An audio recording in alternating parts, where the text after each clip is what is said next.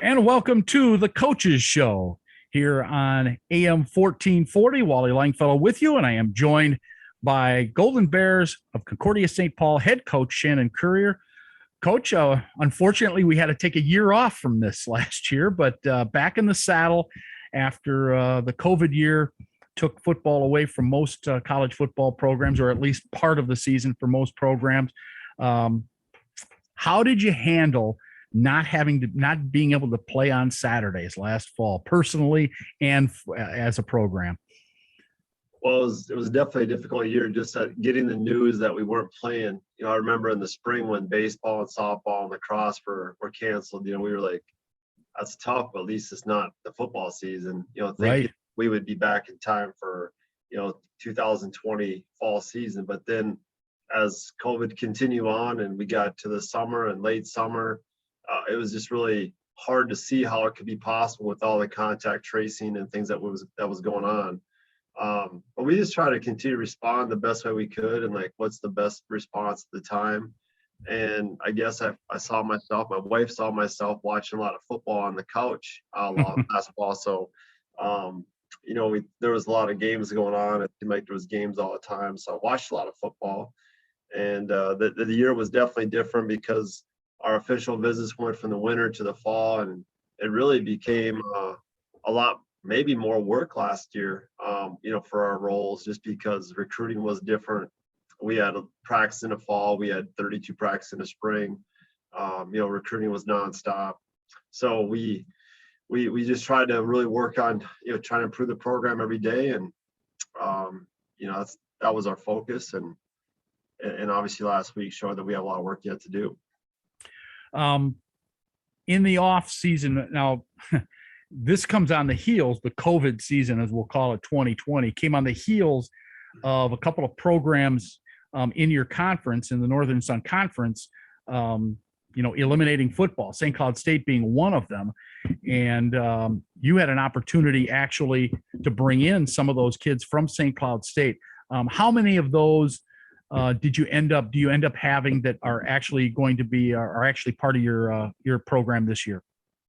We brought in 12 or 13 from St. Cloud and one from Crookston. All but one is still remaining. That's great. With that being said, we have two starters on offense that are from St. Cloud. Our left tackle Rob Crackle and our wide receiver Nathan Gimza, actually a third. Another receiver just jumped into the starting role. Mason Van Zeelen, who's also a St. Cloud product. So we have three of them that start for us, and then there's some others that are providing good depth. And we're looking forward to hopefully more of those guys contributing as we move forward. Then the one player from Crookston is Ryan Martin. He's a defensive end. Also waiting for him to keep growing within our program so he can get on the field. Yeah. And we'll talk more about the NSIC and the loss of those two programs a little bit later in the show. Okay, let's zero in on what happened a week ago Thursday. Obviously, things did not go the way you had hoped, the way you had planned, the way you had wanted. 47-6 loss at Winona, a very good Winona team, but still you can't walk away from that thinking that things went your way. So what, in your mind, what happened a week ago Thursday? That's a great question. And when you lose, you look at, it makes you think about a lot of things and evaluate all aspects of your program. Where do you have to put attention to? So I guess just like life, when you have a storm in life, it makes you hunker down a little bit, and maybe you grow from that experience. And I'm hopeful that we're also going to grow from our experience last Thursday night. What didn't go right is we just got dominant at the line of scrimmage on both sides of the ball. Defense, we got moved around. There's too many big plays. We weren't getting pressure on a quarterback. And then in offense, we failed to block really at all positions. On the perimeter, we did a poor job blocking our quick screen game, and also just our run game was non-existent. And I think we have some of the better backs in the league, but we just couldn't give them a crease. And our protection was really shoddy. So it's, it started there. The momentum of the game also was, we kind of got shell shocked, I think, because we all expected to be a lot better and for it to be a competitive game. And probably the worst experience we had against Winona State in the last 5 years. That was the worst, performance we've given Winona.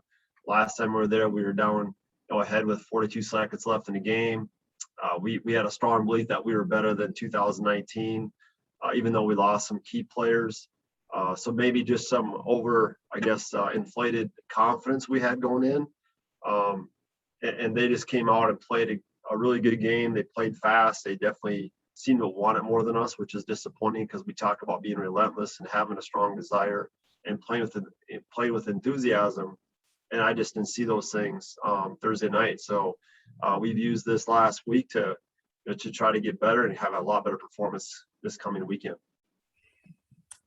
They say, and I've heard coaches say this, and I know I've experienced it myself, you'll learn more from your losses than you do from your wins. Well, what did you learn?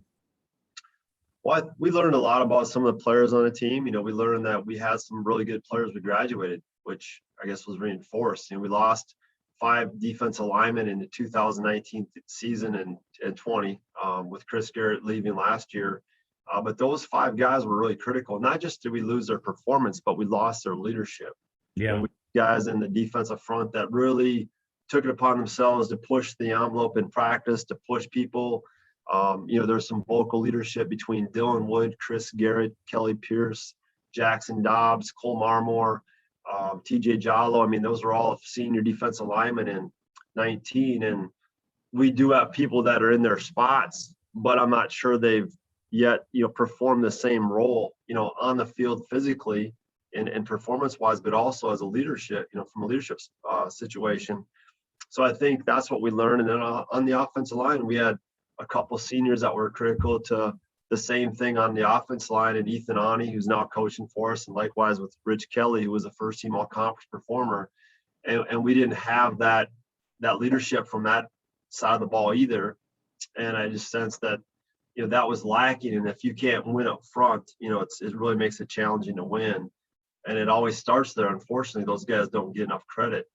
But at the same time, we expected a lot more from, our front on both offense and defense than we had. And we have to get better there. And I think we also played a lot of guys in the offensive line that showed that maybe they're not ready to play yet. And therefore, we'll probably play less players, this coming weekend instead of playing as many guys as we did. It also proved who could play. We found out some guys that need to play more at certain positions. I mentioned Mason Van Zeeland. He won the game as one of our top 4 receivers, but he's come out in the last week with, hey, he's our best blocker. We got to play him. We got to start him. And we were also encouraged by our quarterback's play because he really played well. He avoided a lot of pressure that we had, and he completed 63% of his passes, which is maybe the most we've had, the highest percentage we've had here in the last 5 years. So we saw that, and we also missed a couple slot receivers that weren't through the NCAA different situations. And we just got one of those guys cleared today, which is great. So we just weren't at full speed with our receiving core. But I'd like to think that group is going to play better as we move forward too. And we also got LaJuan Preston back this week, who's been nursing an injury throughout the offseason. And I'm just expecting us to be better. And we pushed the guys harder this week than we probably have all camp, which maybe needed to be done earlier. So we learned that, I guess we didn't maybe grind them or push them as hard during fall camp in some specific situations that maybe we needed to do. And come out of that game after they just really dominated us, we have to step up in a lot of ways. And I think we try to do that this week. All right. Let's take a break. When we come back, we're going to be joined by a couple of your players, Connor Quartz, and we're also going to hear from Smirchek, linebacker, 5th-year senior. So we've got a couple of the players waiting on deck, and we'll hear from them after this timeout. You're listening to The Coaches Show with Concordia St. Paul head football coach Shannon Currier, back with more after this timeout. Stay with us.